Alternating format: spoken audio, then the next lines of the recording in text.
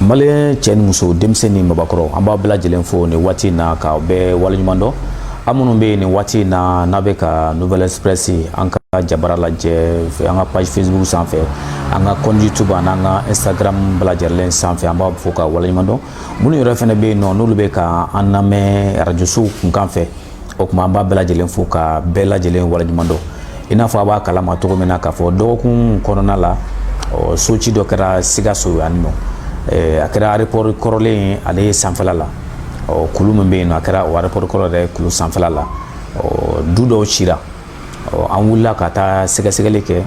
téléso ni radio so an taara sɛgɛsɛgɛliw kɛ an ye maa minnu sɔrɔ yen olu u t'a fɔ maa minnu ko k'olu ka so cira olu y'u t'a fɔ an y'o kunnafoniw di aw ma an bɛ waati min na ko sisan o ni maa min bɛ ɲɔgɔn na an b'a fɔ ten n'a fɔra k'a fɔ ko tigi de ta ye yɔrɔ ye ko jamana kiri y'a yira k'a fɔ o de ta ye yɔrɔ ko kuma ko ka so minnu jɔn dɔ la ka so ci an wula an ser'o tigi de ma o de ye Mamadu Tangara ye Sikaso maire kɔrɔ don député fɛnɛ don i ka dɔn k'a fɔ an bɛ waati min na ko sisan an b'a ka bureau la monsieur le maire walima an b'a fɔ honorable la d'accord monsieur le maire ni ɲankuma salamu aleykum wa aleykum salam yalima an bɛ se k'a dɔn an bɛ waati min na ko sisan i n'a fɔ n yɛrɛ bɔra ka ɲɛbala kuma min kɛ sisan e bɛ se ka mun de fɔ an ye aéroport kulu sanfɛla yɔrɔ in na sabula maa minnu ka so cira o ko k'olu ta don a dun fɔra fɛnɛ ko Mali jamana y'a yira k'a fɔ e de ta don an b'a fɛ k'a dɔn ko in yɛrɛ bɛ cogo di a daminɛra cogo di fo kana se bi ma i bɛ se k'i da don a la ka woloma n ye wa alhamdulilahi rabbil alamina auzu billahi minash shaitanir rajim bismillahirrahmanirrahim Allahumma salli ala sayyidina Muhammadin wa ala sallam bi doni alhamdulillah bi ala barkada parce que bi doni rana ni hakili la ka fɔ an ka kan ala ko fo ka ala barkada aka sene ma fana ka ɲininkali kɛ bureau nga bureau la ya ka kunnafoni sɔrɔ ka se ka adamadenw kunnafoni fana ne hakili la a ye baara ɲuman de kɛ tiɲɛ don baara min kɛra tarata don ne ka sigida de don ne ka propriété de don propriété ni a ka kan n ka kunnafoni jɔn jɔn di jama ma mɔgɔw ka sabali u k'u tulo majɔ a fɛ kosɛbɛ n bɛ fɛn o fɛn fɔ a kɔnɔ n'a bɛɛ preuve bɛ n bolo u ka kunnafoni ni u k'u jija u k'a lamɛn ka ɲɛ n tɛna foyi fɔ a la ni nɔgɔ bɛ min na n'a sɔrɔ an bɛ sariya jamana de kɔnɔ ni jamana fana ka kan ka marché sariya de kan ne hakili la n bɛna fɛn min fɔ a ka di n ye mɔgɔw u k'a lajɛ cogoya bɛɛ la k'a ta ni faamuyali ye Sikaso pisi sanfɛ n'o ye aéroport ye avion jigin kɛnɛ de kun don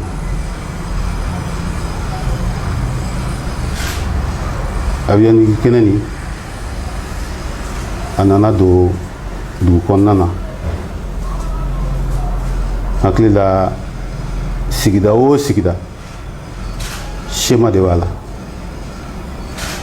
a ka kan ka yiriwa sira min kan o sɛbɛnbaw bɛ yen a b'a fɔ ko sema directeur o sema hukumu kɔnɔna na aéroport min filɛ nin ye jamana ka patrimoine de don aéroport nin a nana déclassé de a déclassé k'a la taa gɔngaso fan fɛ a bilala patrimoine de l'état kɔnɔ jamana ka sɔrɔ kɔnɔ jamana ka sɔrɔ kɔnɔ jamana ka kɛra jamana ta de ye. a kɛra jamana ta ye. o hukumu kɔnɔ programme d'urbanisation sectorielle a ko sigida yiriwa cogo o bangena kɔnɔ a ka kan ka kɛ min ye n bɛ fɛn o fɛn fɔ a kɔnɔ kuma nin kɔnɔ n b'a fɛ technicien ka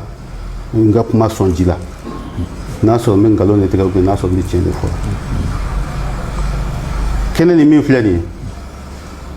kɛnɛ nin effectivement a bilala programme d'urbanisation sectorielle de la ne taara retraite la en 2008 n ye n ka entreprise créée n nana ye entreprise nin fana min filɛ nin ye bɛɛ bɛ kɛ ka dɔw laɲini n tɛ baara la en 2008 je ne travaille pas n taara retraite la donc n ye n ka société créée tɔw b'a laɲini cogo min na n fana y'a laɲini ten ala ye n gɛrɛsɛgɛ u ye kɛnɛ n kun ye hectare 15 de ɲini mais hectare 15 nin kɔnɔ n ye hectare 9 ani tila de sɔrɔ parce que n'i ka titre nin kɔnɔna na n'i ka kɛnɛ nin kɔnɔna na n'i y'a jateminɛ usine 2 nin de tigɛlen don a kɔnɔna na donc kɛnɛ tɔ min bɛ yen o bɛ bɛn 9 hectares 50 n y'a laɲini sariya hukumu kɔnɔna na n y'a laɲini min ka sariya hukumu kɔnɔna na document bɛɛ bɛ yan document bɛɛ bɛ nin kɔnɔ document bɛɛ bɛ nin kɔnɔ ne ka titre filɛ nin ye titre définitif filɛ nin ye 4137 titre nin kɔnɔ a ɲini cogoya la sariya si tɛ yen n'an m'a bato an y'a sariya bɛɛ bato a ɲɛ ma fo ka taa se gouverneur ka décision laban ma titre nin bɔra ka di ne ma 2012 le 31 juillet 2012 ne ka titre taara k'a di n tɛgɛ ma domaine mɔgɔw fɛ hukumu kɔnɔna na n y'a fɔ cogoya min na n ye sariya bɛɛ bato k'a ta bisimilayi la titre ɲinini na ka taa se arahamani ma an y'a bɛɛ waleya a avis de bornage filɛ nin ko sariya fana sara essor la k'o bɛɛ waleya kɛ immatriculation kɛ o n'a reçu fana filɛ nin ye ka tila o la ka taa gouvernement ka nafolo kuturu fɛn o fɛn ka kan ka sara k'a bɛɛ sara a bɛɛ reçu kelen kelen filɛ nin ye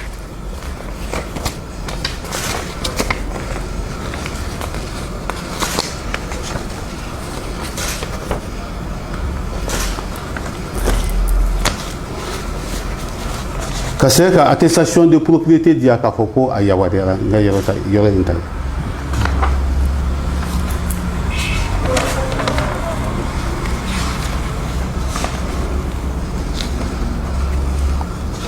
o tɛmɛnen kɔ gouverneur ka sɔrɔ k'a ka décision de finale di o filɛ nin ye 2012 min b'a yamaruya k'a fɔ dugukolo a dir'i ma titre foncier fana taara ka di yan o y'a sɔrɔ a baara daminɛna san 3 pour que nin bɛɛ ko laɲini k'a ko bɛɛ ladɔn a bouclela de 2012 ka n ka papier ta ka di yan o tɛmɛnen kɔ dugukolo fana n'a dir'i ma ni kɛnɛ dir'i ma a tɛ se cogo si la yamaruya t'i bolo cogo si la i ka gosi a la tant que n'i ma plan normal dilan la a bɛ fɔ o ma ko plan de lotissement o plan de lotissement filɛ nin ye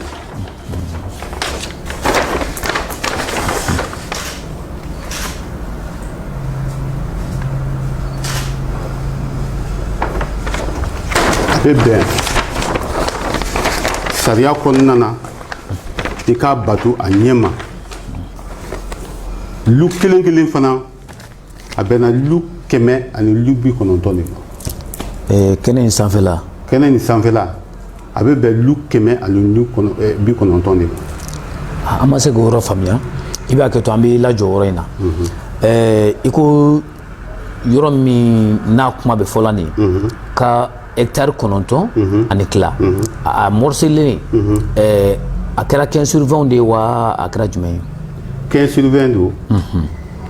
dɔw bɛ yen o ka ca ni 15 sur 20 ye mais n'i y'a jate minɛ awɔ sariya taabolo bɛ yen sira ka kan ka bɛn hakɛ min ma o jate dɔnnen don a bɛ fɔ o ma ko plan d'urbanisation a bɛ fɔ o ma ko balance du territoire yamaruya b'i bolo diyagoya la i ka ɲamanbɔyɔrɔ k'a la i ka kalanso k'a la i ka kɛnɛyaso k'a la i ka se ka sira ninnu fana bonya a bonya cogo la ni hakɛ min bɛ yen n'a fɔra k'i ko o bato i b'o bato diyagoya ye i man kan ka sira dɔgɔya ka se dɔ wɛrɛ ma o bɛɛ sariya bɛɛ batulen kɔ lu 190 de tora o de sɔrɔla a kɔnɔ a kɔnɔna la parce que sariya jate la n'i y'a minɛ hectare 1 a tɛ tɛmɛ lu 20 kan sariya yɛrɛ la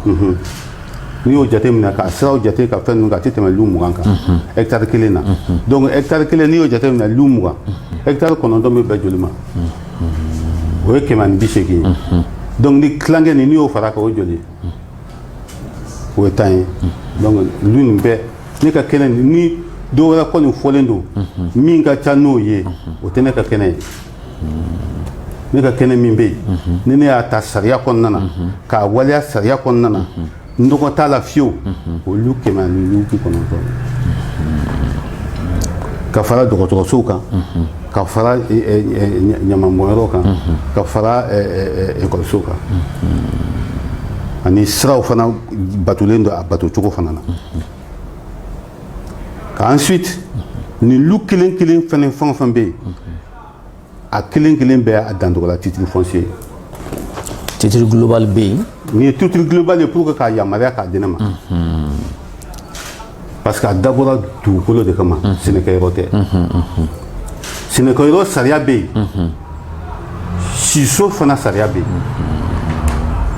bon kɛnɛ nin dun na jamana ka sariya sira kan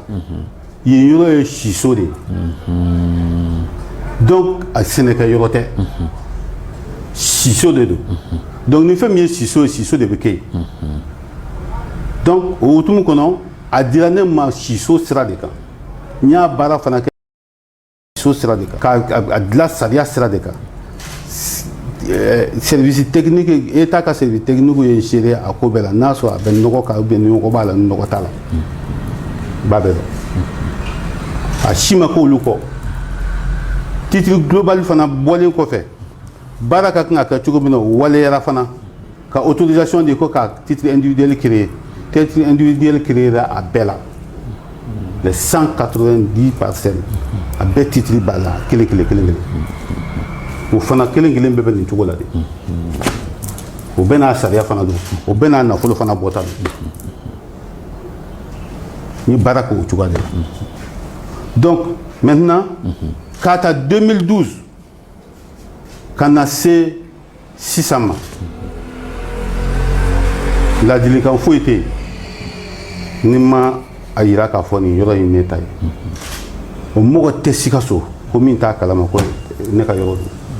n m'a sɔrɔ ko mɛriya n ye citoyen de ye n ye n ka sariya sira de ta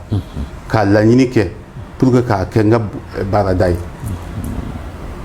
donc n'o dun kɛra o cogo la ne dun y'o sɔrɔ o cogo la n ye sariya sira bɛɛ bato kɛ n ka titiw kɛ mɔgɔw bɛ na k'u bɛ dugukolo ɲini ne ka sɛbɛnw dun bɛ n bolo n ka titiri bɛ n bolo ne hakili la titiri kɔni n'i y'o di mɔgɔ min ma i ma namara k'a tigi la i ye tiɲɛ de d'a ma parce que so papier laban ye titre foncier de ye donc o so laban min ye titre foncier ye alhamdulilayi rabil alamina ne de y'a kɛ mun kosɔn n y'a loti de pour que n ka se k'a kɛ n ka baarada sira ye n bɛ baara k'a kɔnɔ o ye mun ye n b'a feere mɔgɔw ma ni yɔrɔ ninnu dɔw feere mɔgɔw ma u ka titre individuel b'u bolo dɔw tɛ Mali kɔnɔ yɛrɛ dɔw bɛ Mali kɔ kan dɔw bɛ États-Unis dɔw bɛ Allemagne dɔw bɛ France dɔw bɛ pays arabu la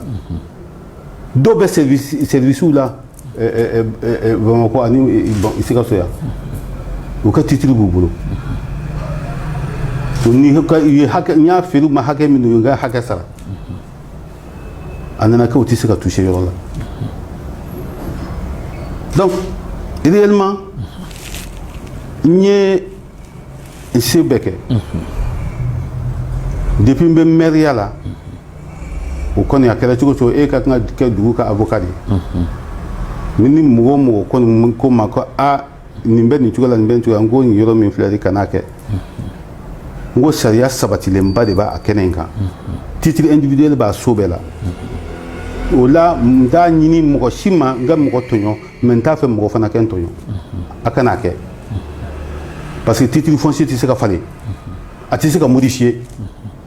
n ko a bɛ taa sigi a kan n'a y'aw sigi a kan don dɔ a bɛ sigi an bɛna sigi kɛnɛ dɔ kan kɛnɛ min a man di n ye mais néanmoins ne ye n ka maire kɛ o kɔnɔ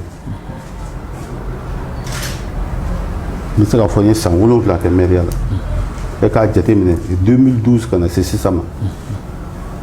k'a sɔrɔ n ma kɛ maire ye ka se ka na kɛ maire kɛ ka na se ka bɔ maire la depuis n bɔra maire la san o san n bɛ communiqué kɛ san o san n bɛ communiqué kɛ n'i ye communiqué kɛ fana n tɛ dan communiqué dama ma radio la n b'a kelen kelen copie kelen kelen bila ka taa fɔ service technique bɛɛ ani état ye o ye mun ye service fɛn o fɛn bɛ yen ni o ka kan ka bɔ a kalama ɲɛmɔgɔw ka fana fɛn o fɛn bɛ yen n'u ka kan ka bɔ a kalama n b'a ci bɛɛ ma n bɛ copie kelen kelen ci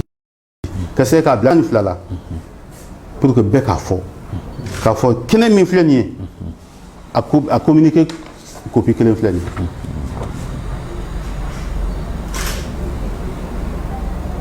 donc ni o ci mɔgɔ min ma n bɛ a ta n ka cahier de registre de transmission kɔnɔ n b'a ci ayiwa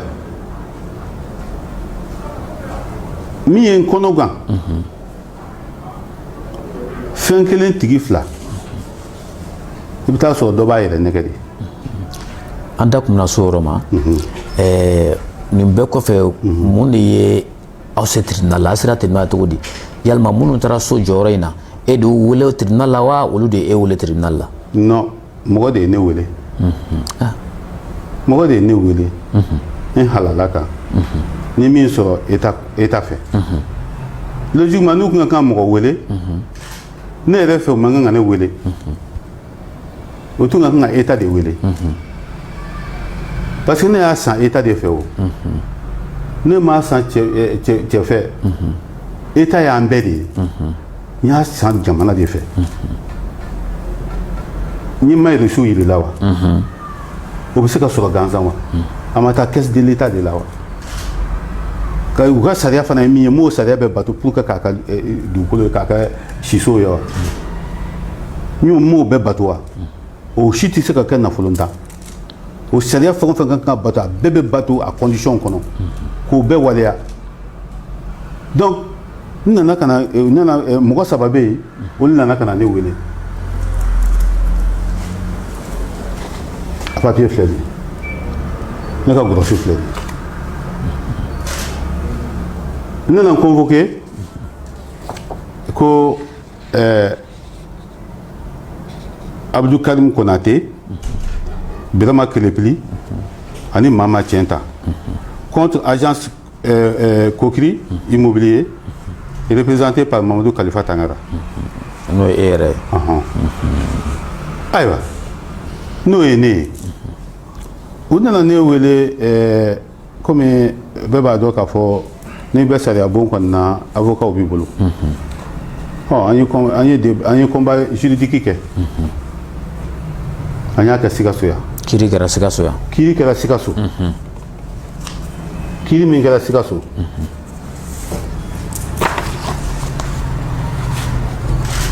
A kiiri sɛbɛnw filɛ nin ye.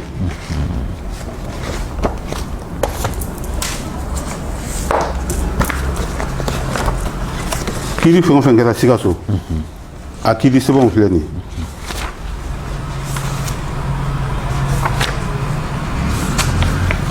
kiiri sɛbɛnw filɛ nin ye kiiri da jara ne na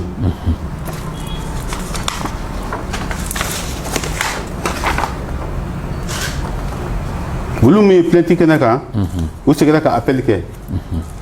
Bamako cour d'appel la an taara ka taa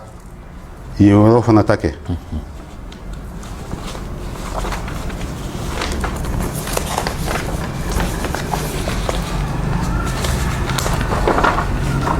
o min kɛra Bamako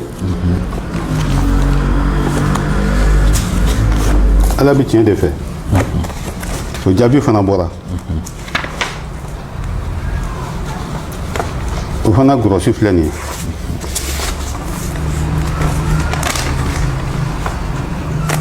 o fana gɔrɔsi d'origine filɛ nin ye n y'o fana gagné non seulement o la taabolo bɛ yen o non pourvoi filɛ nin ye min b'a yira k'a fɔ réellement pourvoi t'a kan tiɲɛ sabatira sɛbɛn min bɛ yen n'i bɛna ni gɔlɔsi ye ka n'a fɔ mɔgɔ minnu ye plainte ta i kan ko i ye kiiri gagné o sɛbɛn filɛ nin ye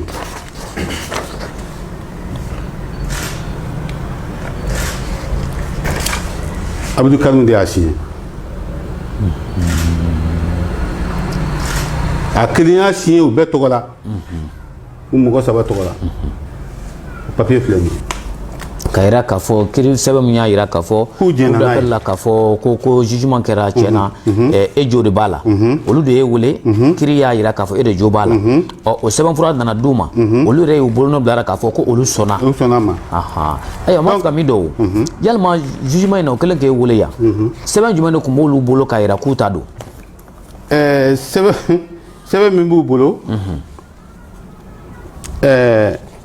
reçu dɔw bɛ yen 240 reçu dɔw bɛ yen 250 miliyɔn fɛn ne ka titre bɛ n bolo reçu de b'olu bolo reçu in signalen don yalima agence dɔ de ye wa bon reçu nin min signalen don ɲɛ bɛ dɔw yɛrɛ bɛ agence tɛ reçu papier gansan dɔrɔn de bɛ dɔw bolo agence dɔw ta bɛ dɔ kan mais reçu gansan yɛrɛ sɛbɛnlen don dɔw bolo min nana n kabakoya fana n nana permis dɔw y'a la yɔrɔ in na permis dɔw n nan'o ye a kɔnɔ n ka prédécesseur n'o ye Mama Sila ye Ala ka hinɛ a la Ala ka hinɛ na o yɛrɛ balila n na tugun parce que ne t'a dɔn nin ɲɔgɔnna ko a bɛ se ka taa kɛ maire fɛ cogoya min na mais n y'a dɔn a ye balila n na parce que a tɛ se ka kɛ i ye sugu min jɔ i tɛ se ka dɛsɛ o sugudenw bɔ waati cogoya la n'a sɔrɔ a filila k'a kɛ a ye filiba de kɛ parce que a man kan ka kɛ mais n bɛ latɛmɛ ni k'o yɔrɔ la fana parce que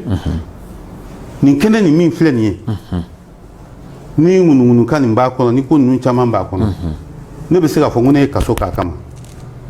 cogo di 2015 maire en fonction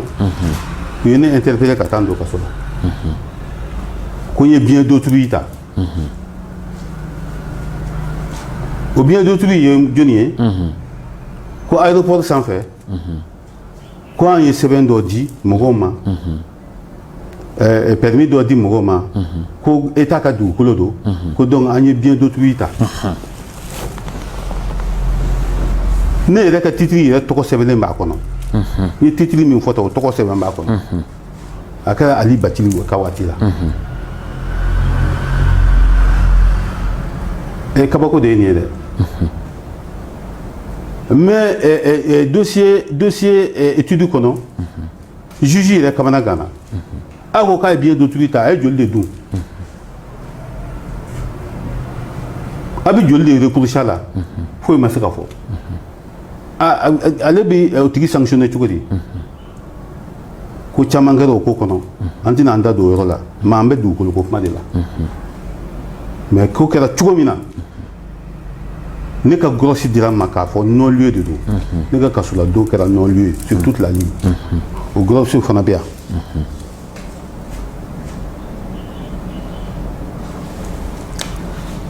o grossi fana bɛ yan o filɛ nin min b'a yira k'a fɔ den kɛra tangara kan a ka kasola don na caution min bɛ yen n'u tun y'a fɔ ko 15 o ka segin n'o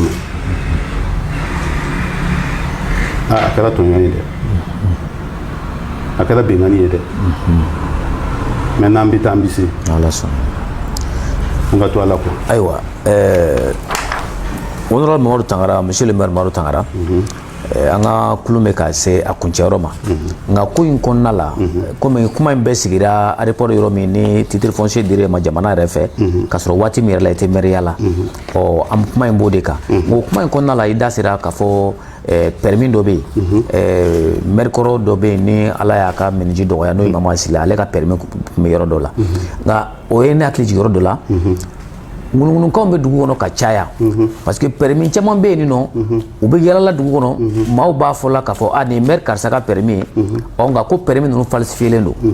o y'a damana kuma sisan nka o kuma in bɔra kuma kɔnɔ est ce que permis min dira ninnu ma aéroport sanfɛ est ce que a tɛ se ka kɛ permis falsifielen wa n balimakɛ ne yɛrɛ ɲɛnama min bɛ yan ne ta bɛ kɛ ka ladege o awɔ o kibaruya bɛ tribunal la o ka taa Sikaso tribunal la sɛbɛnw bɛ yen plaintes bɛ yen o ka tɛ miiri a la o ko ye ne ka dossier bɛ yen o j'ai porté plainte contre X par rapport à ça ɲugu bɛ ɲaga ɲaga wuli kɛ mais quel que soit alpha ni i ye nkalon tigɛ ka san 10 kɛ ni ala sɔnna ma tile kelen tiɲɛ b'a gɛn ka minɛ n'i y'a ye ko an bɛ taa an bɛ se ala bɛ tiɲɛ bange don ni ɲɛnama bɛ yen ne ta bɛ ladege la n ye plainte kɛ ka taa avec des preuves a tigiw ma minɛ des preuves ka yira k'a fɔ ko ka sɛbɛn dɔw ta ka taa yira nin tɛ ne ta ye n'a y'u jɛ u k'a sɛgɛsɛgɛ ne ta tɛ mais c'est la justice malienne qui va en juger donc permis bɛ scanner signature bɛ ladege a fila bɛɛ bɛ kɛ mais parenthèse kelen bɛ yen n ka kan k'o de fɔ o ye mun ye dɔw ko k'olu kɛ sɛnɛkɛyɔrɔ de tun don sɛnɛkɛyɔrɔ ye construction rurale de ye o ni dun ye zone d'habitat ye o nous disons comment on peut comparer ça à un habitat où il y a un titre foncier? On peut comparer, comment dirais-je, permis ou bien reçu, demain, on sait comparer titre foncier là-bas. Service technique au juge quel est flânant. Anga jamana sariya kono est ce que mɔgɔ kan ka so jɔ k'a sɔrɔ autorisation t'i bolo wa yamaruya sɛbɛn t'e bolo wa n k'o procédure fana bɛ yen ka kɔrɔ hali ka kɔlɔn yɛrɛ gansan sigi ka du kɔnɔ i bɛ taa autorisation de ɲini service d'hygiène na ka gabugu yɛrɛ jɔ gabugu distance ni ka kɔlɔn fɛn distance ka kan ka kɛ kɔlɔn ni fɛn ka distance ka kan o ka kan ka kɛ niveau min ye distance de b'a la bɛɛ ka kan ka respecter i ka kan ka so jɔ cogoya min na pour que fiɲɛ ɲuman ka se ka don i fɛ o bɛɛ jate ka kan ka minɛ o kuma service technique bɛ yen mun de kosɔn l'urbanisme est là pour quoi? L'urbanisme est là pour que accompagner réellement l'être humain à vivre en bon terme. Sariya kɔnɔ o fana k'u ka baara kɛ mais ni ko kilalu la ni jamana nana kɛ mɔgɔ si tɛ mɔgɔ si bonya sariya sɛbɛnw bɛ yen ko sariya sɛbɛn ɲuman bɛ Mali kɔnɔ mais a tɛ appliqué nin fana ye fɛn ye min b'a yira fana k'a fɔ service technique la n'o ye titre ye komi ko loi kura bɛna bɔ loi kura bɔra ka ban pratiquement titre n'a valeur ye min ye ni permis valeur ye min ye permis ni fɛn ninnu de ka kan ka yɛlɛma ka kɛ titre ye sauf papier laban ye titre foncier de ye n'o bɛ se ka taa comparer reçu la n'o bɛ se ka taa comparer permis la n'o bɛ se ka taa comparer lettre d'attribution na bon o ka kan ka dɔn. Donc il est temps nin ko nin kɔnɔ mɔgɔw k'a faamuya k'a fɔ ne ma bɛn mɔgɔ kan walahi ma bɛn mɔgɔ kan walahi ma bɛn mɔgɔ kan n muɲuna n sabalila mais ne hakili la n'a nana kɛ ko i b'i n jɔlen fana kantigɛ wahidu bɛ yen wahidu bɛ yen dɛ. Ma ɲini cogo si la ka degun se mɔgɔ ma mais jɔn ko a la n'a sɔrɔ n tɔɲɔna ni ma tɔɲɔ Alahu Taala b'a dɔn ma ɲini fana ka mɔgɔ tɔɲɔ mais n sera n dan na n ye ko bɛɛ kɛ yɔrɔ nin ko ɲɛna n ye ko bɛɛ kɛ mais mɔgɔninfinw ka sabali u ka sabali u ka sɔn tiɲɛ ma ten yuruku ni yaka foyi tɛ nin sɛbɛn na n ko nɔgɔlen si t'a la n bɛ tiɲɛ de kan mais mɔgɔ ka da la fana k'a fɔ nin fana ye ne fana balo de nin fana ye denbayatigi de ye a bɛ komi n ka métier n'i y'a bɛɛ cogo min na e ye mobili dilanla ye ka taa kɛ e tɛ mobili sɔrɔ i ka garage la k'a bari i bɛ balo cogo di.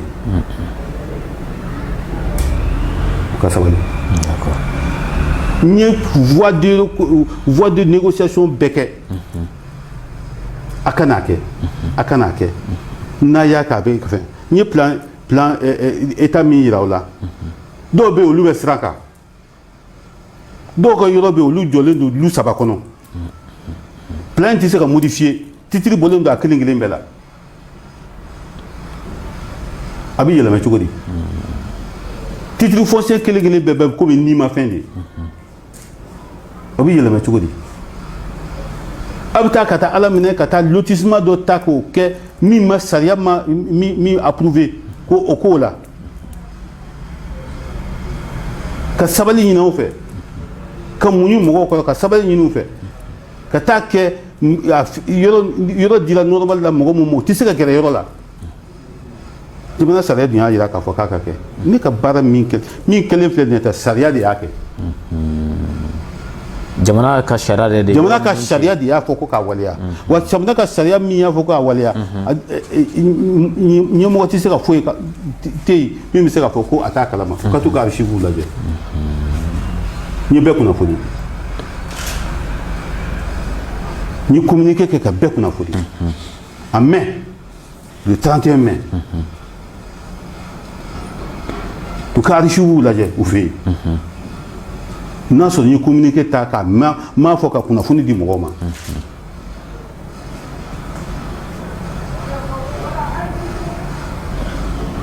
ayiwa honorable Mamadou Tangara monsieur le maire Mamadou Tangara ɲininkali ma ɲi da kelen na komi an kunnafonidilaw de wulila ka se ma i ka bureau la agence kɔnɔ yan an balimakɛ bɛ a b'a fɛ ka ɲininkali dɔ tɛnku an bɛ voilà, c'est la question posée. Ok, monsieur le maire, merci de nous recevoir ce matin. Alors, moi j'ai une question à vous poser parce que dans cette affaire, nous sommes des journalistes, nous partons sur le terrain, nous informons, nous tendons le micro aux plaignants.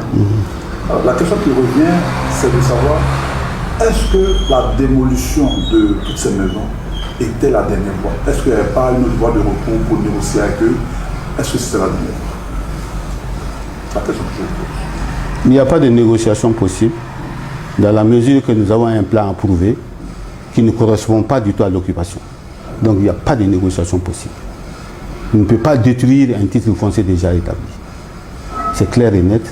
S'ils étaient venus à la source depuis plus de 12 ans, depuis près de 10 ans, on n'en serait pas là.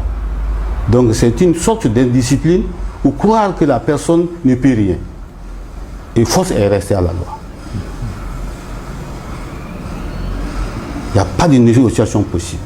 Il ne devait pas faire une occupation anarchique de l'espace. Il faut connaître quelle est la valeur d'un titre foncier. Et une occupation anarchique. C'est pour cela que j'ai fait le plan. Peut-être que vous n'avez pas vu le plan. Donc le plan d'occupation, il faut le voir pour voir si ça ne te donne pas de la migraine. Vous regardez le plan d'occupation et voir effectivement dans les principes urbanistiques si ça colle. Donc il n'y a pas de possibilité. La seule possibilité, c'est de raser le tout et de mettre la forme et de voir maintenant s'il en reste des espaces, si les intéressés sont en mesure de payer, moi je suis prêt. Mais pas l'anarchie sur l'espace et dire qu'on va fermer les yeux là-dessus. Ils ont fait ça consciemment. Ils ont fait une occupation comme ça. Voilà le principe. C'est pas méchant. Ils devaient accepter de rapprocher le propriétaire du titre. Et j'ai tout fait, j'ai ouvert cette voie en vain. Que faire? Et je suis dans mes droits.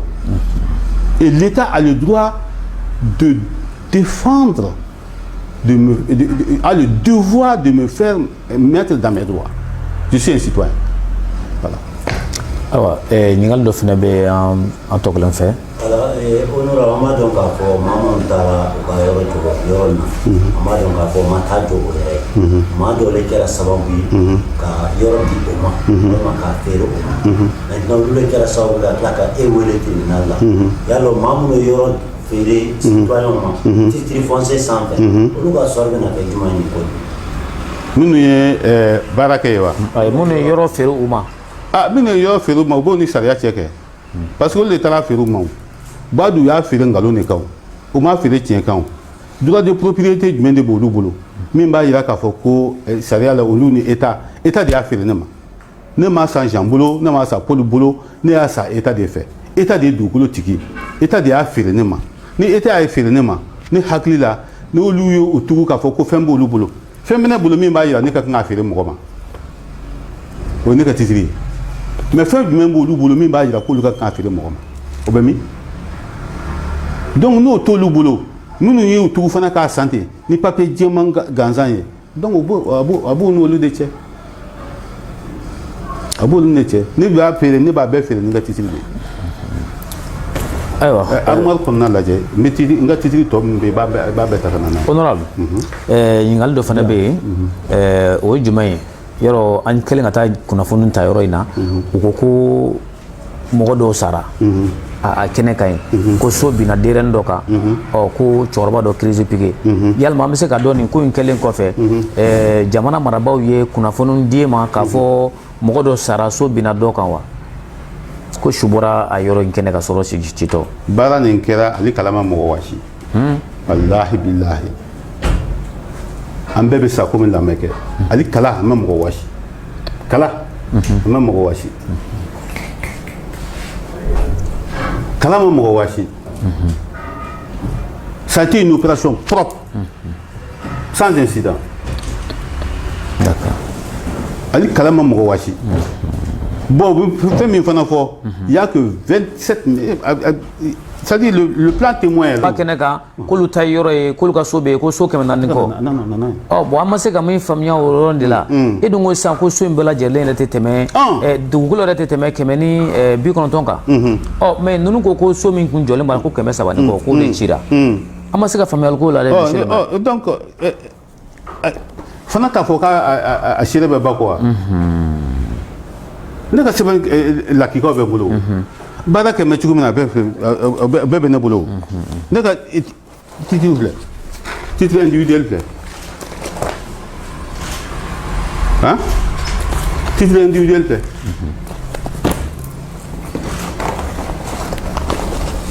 tablani titre individuel fait a du kelengele bena titre o ni te minu dira mo koma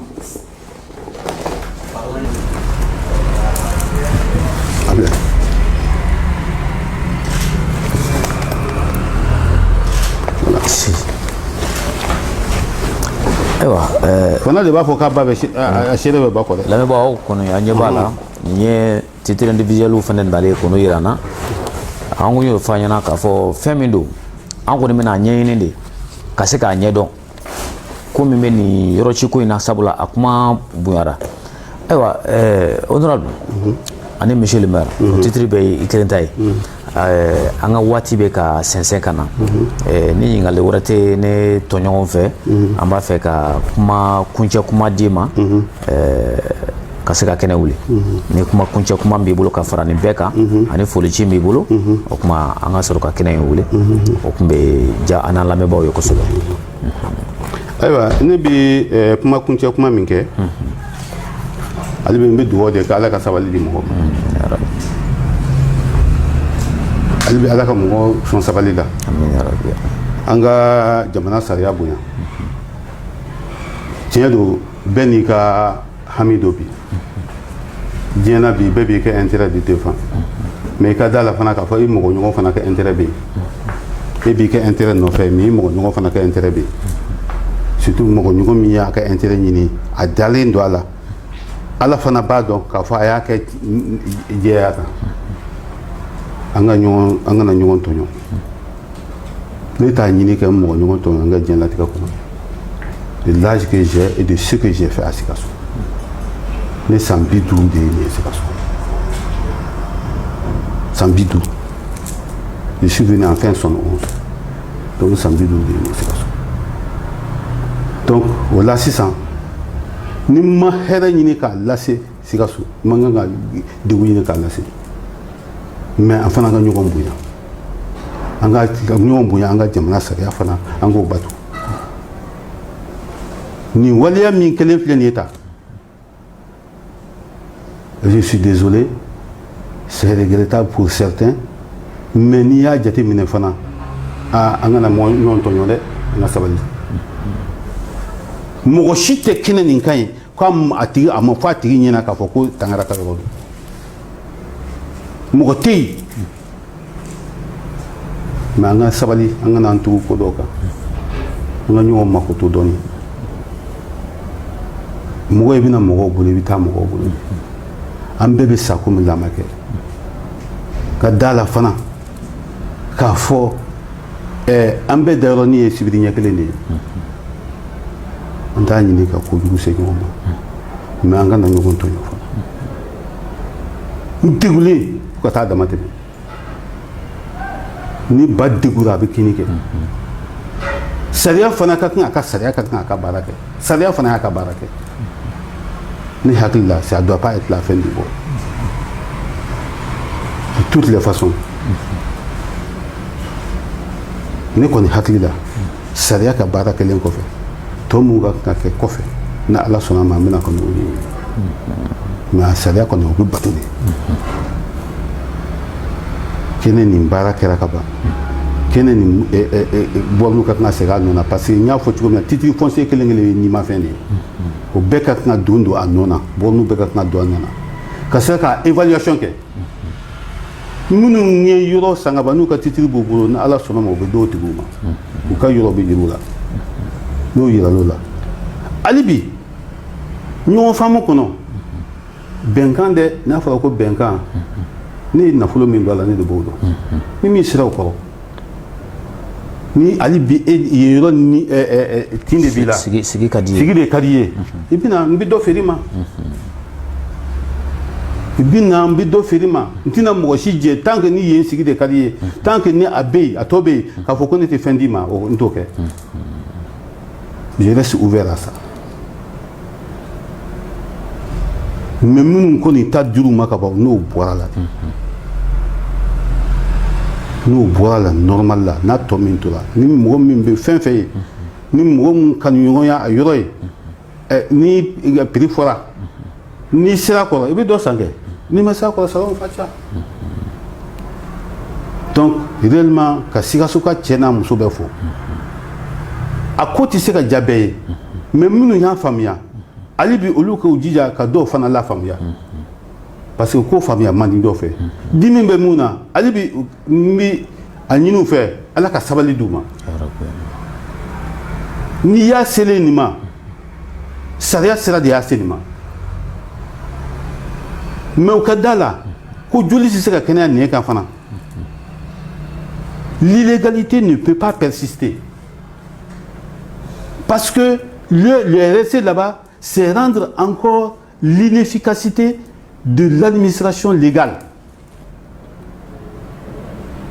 C'est des occupations forces sur des titres existants. Ça ne peut pas rester. Ça ne peut pas se faire. Alors que c'est propriété de quelqu'un. Alors, il n'y a pas la légalité d'occupation. Il n'y a pas la formule légale d'occupation. On ne peut pas laisser. Donc, réellement, que ce n'est pas méchant en ce qu'eux ils pensent. Mais c'est pour une irrégularité de l'acte juridique de l'État. Conformément au fait que, au lieu de le tribunal là, et que Kiri Sabatira,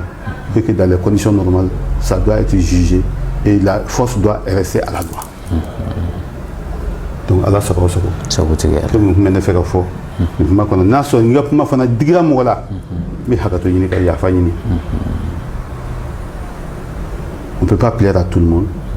mais quel que soit le cas, on peut faire la. Il se ka jabé, mais ni moumia a jate mine ka flelike, il bi tient do ya kono mi ka adamadian sekima. Kadaka, nous tangara ni saballa. Muyuna min kari la yɛrɛ hakɛto b'a la salamu alaikum sogotigi ala ye ayiwa Nouvelle Express jabarani filɛbaw YouTube sanfɛ Facebook sanfɛ ani ka taa se Sikaso radio so kelen-kelenna bɛɛ lajɛlen ma maa o maa de sigira ka an lamɛn radio so la minnu ye an lajɛ i ka dɔn jabara sanfɛ an b'aw bɛɛ lajɛlen fo ka bɛɛ waleɲuman dɔn kuma min bɔra ka kɛ nin a faamuyaliko ɲuman an b'a ɲini Ala fɛ Ala k'o nɔgɔya an bɛɛ lajɛlen Ala ka jamana basigi jamana kɔnɔdenw Ala ka an kɛ jamana in kanuba ye jamana in kiri Ala k'a kɛ kiri tilennen ye a kɛcogo kan sali rasulu